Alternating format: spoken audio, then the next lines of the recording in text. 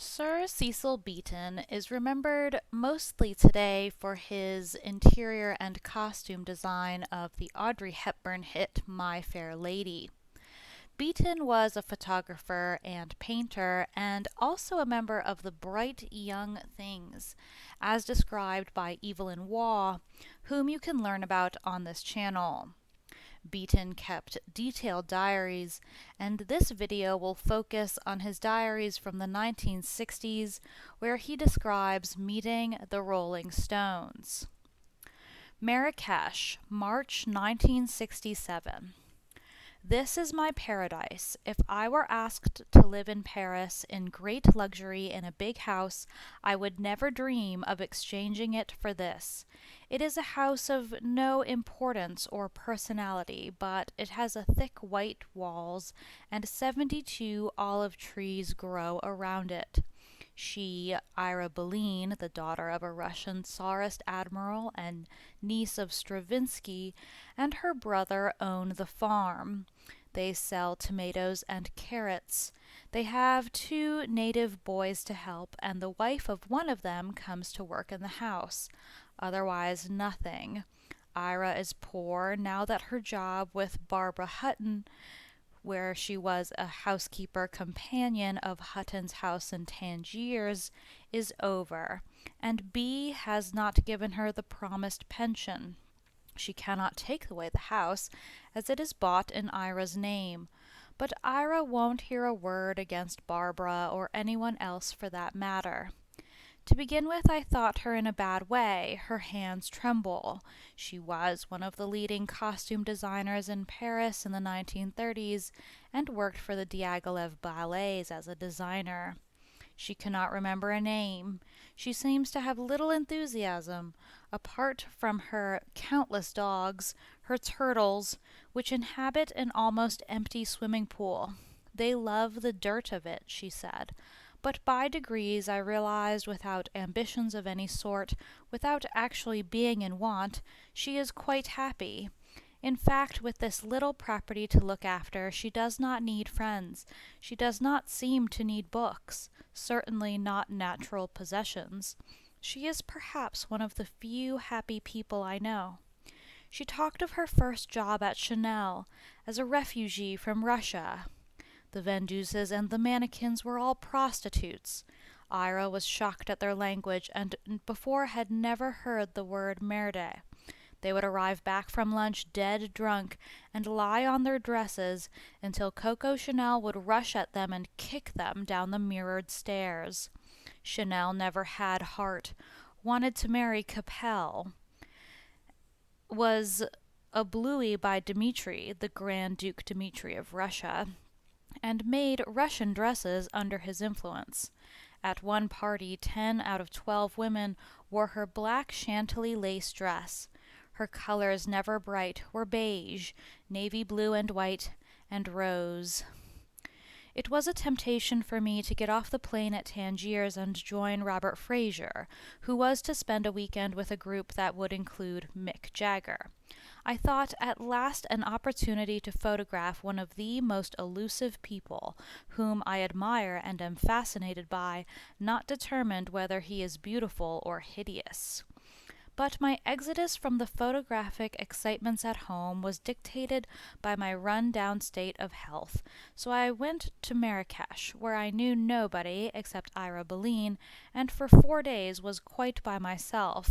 I overslept and became introspective, especially displeased with myself, and hating all that I saw of myself in the nude.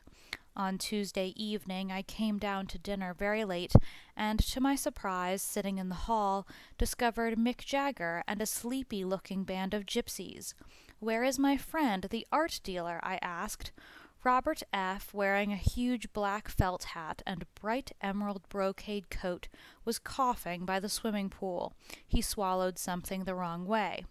He recovered and invited me to join the others for a drink and then, by degrees, for an evening out.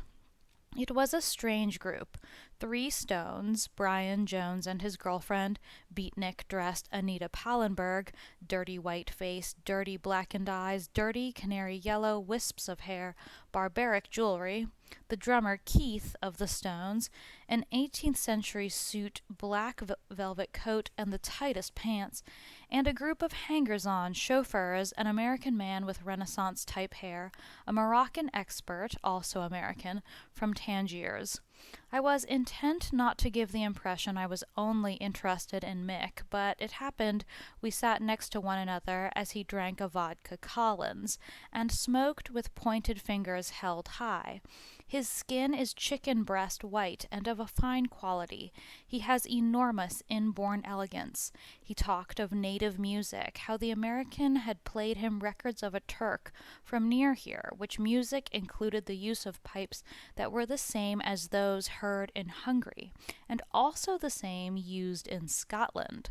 He liked Indian music. He would like to go to Kashmir, Afghanistan, would like to get away. England had become a police state, with police and journalists prying into your lives. Recently, 20 policemen invaded the house of the drummer in the country to search it for dope. No charges have been made. The papers write completely false accounts. He was going to sue the news of the world. He'd done nothing to deprave the youth of the country. He liked to get away from autograph hunters. Here people weren't curious or badly mannered. I noticed he used quite old words. He liked people who were permissive. By degrees, the shy aloofness of the hopped-up gang broke down. We got into 2 cars. The Bentley I was in had driven from Brian Jones' house in Swiss Cottage to here, and the driver was a bit tired and soon got very drunk. The car was filled with pop art cushions, scarlet fur rugs, and sex magazines. Immediately the most tremendous volume of pop music was relayed at the back of my neck. Mick and Brian responded rhythmically, and the girlfriend screamed in whispers she had just played a murderess in a film that was to be shown at the Cannes Festival. We went to a Moroccan restaurant. Tiles, glasses, banquets, women dancers. Mick preferred to be away from other tourists. He is very gentle, with perfect manners.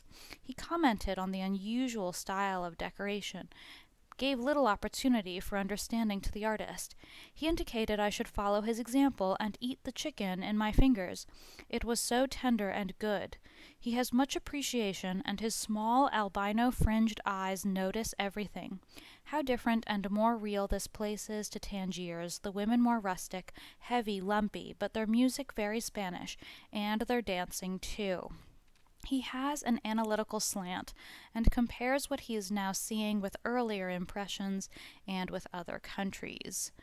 We talked of mutual acquaintances. David Bailey, the photographer, had been too busy being married to take any good photographs during the past year.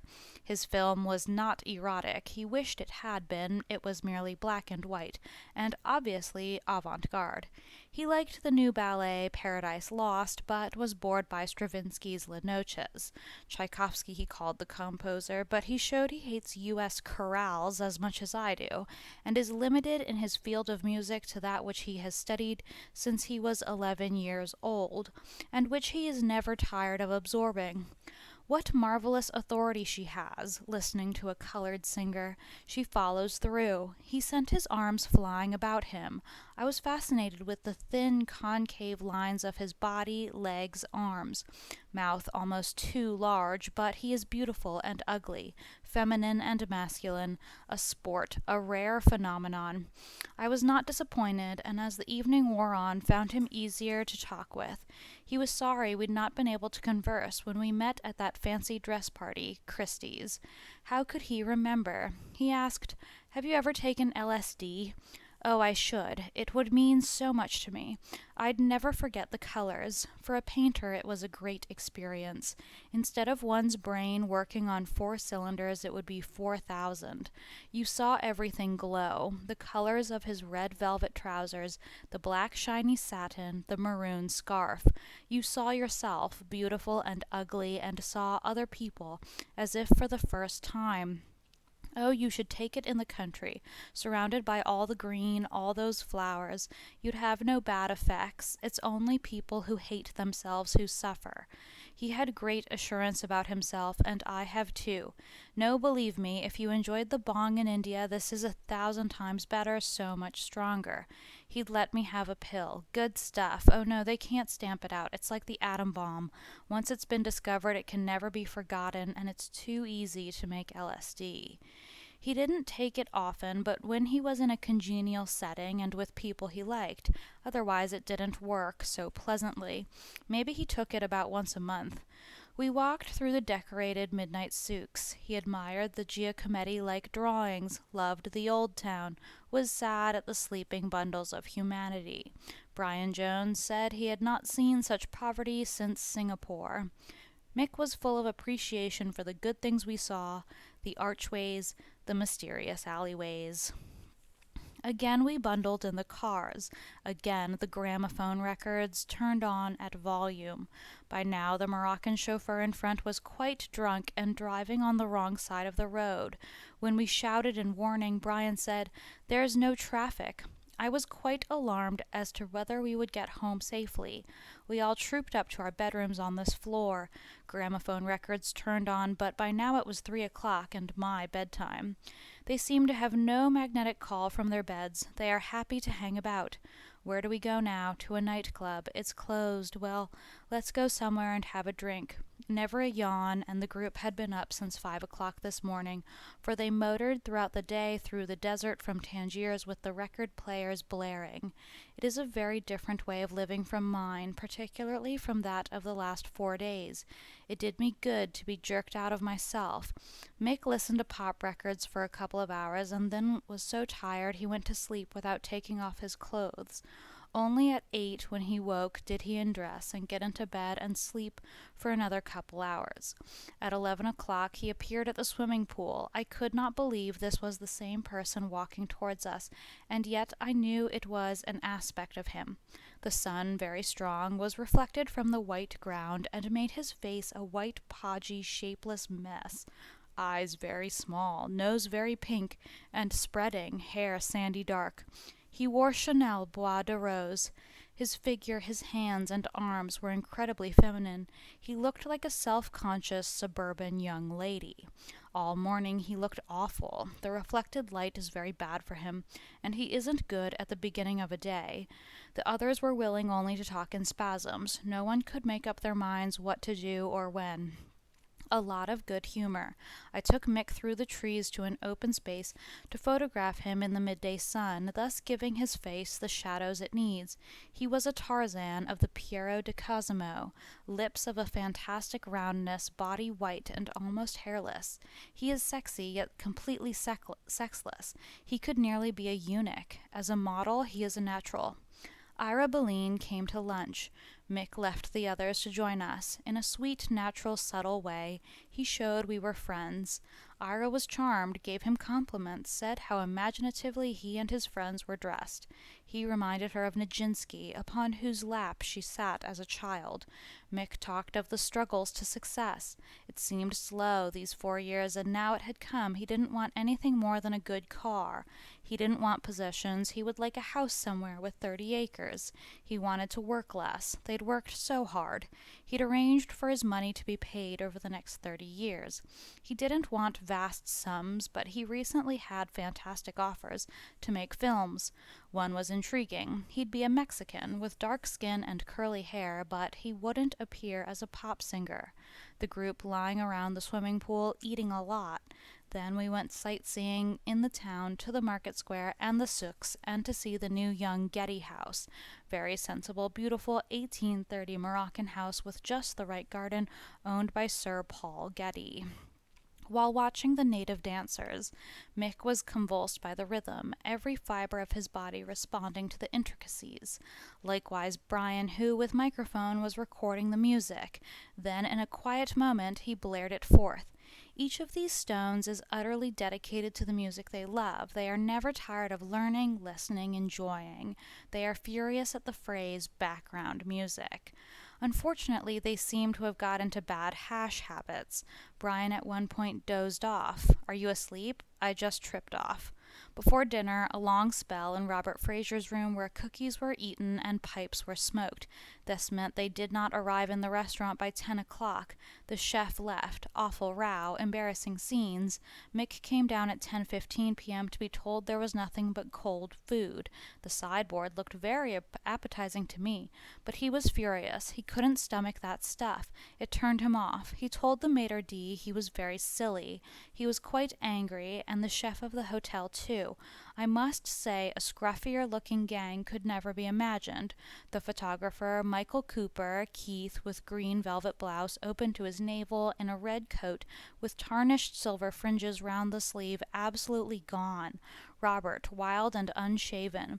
I tried to calm the scene. Mick told of an occasion where they had such a row the food was thrown about and it got into the papers. I was determined, having waited so long to eat my dinner. I chewed my way through rouget and cold turkey.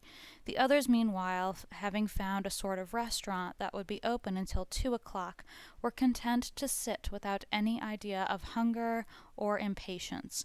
Brian went into a drugged sleep. Mick intended to leave alone tomorrow. He finds traveling unpleasant, fills up on pills, and becomes incredibly offhand.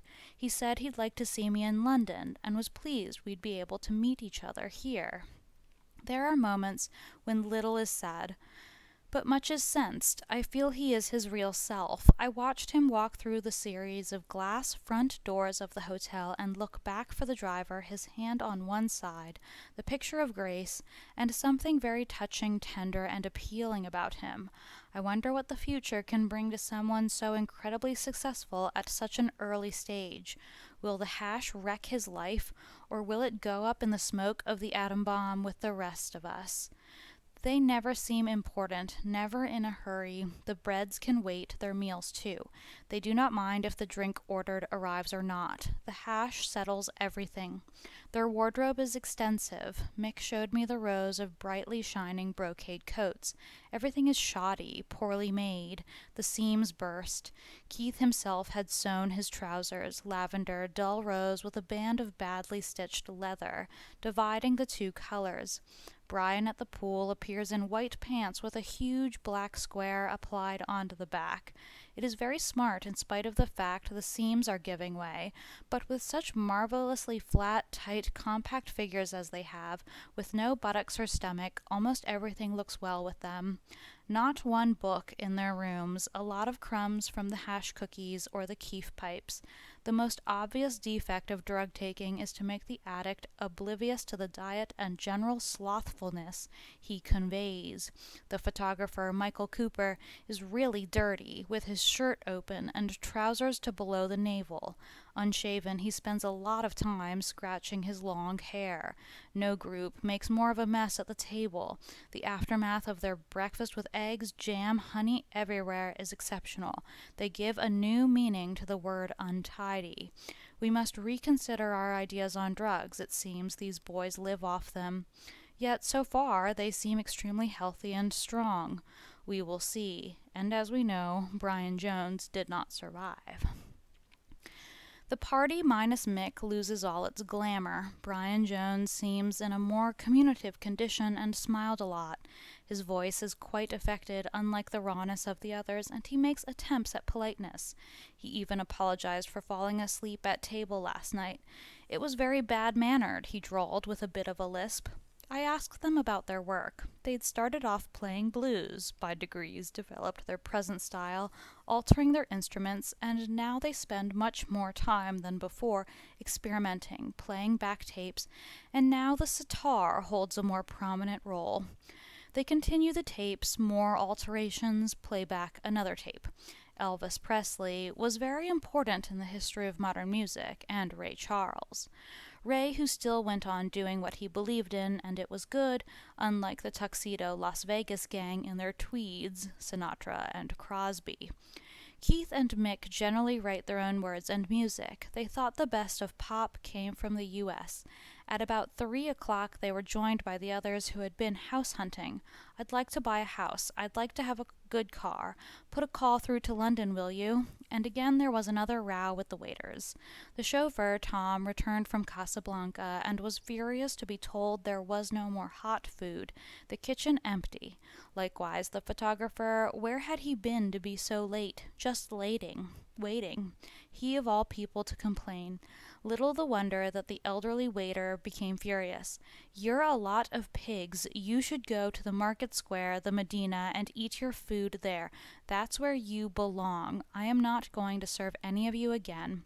Robert Fraser rushed out to complain to the manager. They are a messy group, no good getting annoyed. One can only wonder as to their future if their talent isn't undermined by drugs. They are successful rebels, all power, but no sympathy, and none asked. Spring 1967.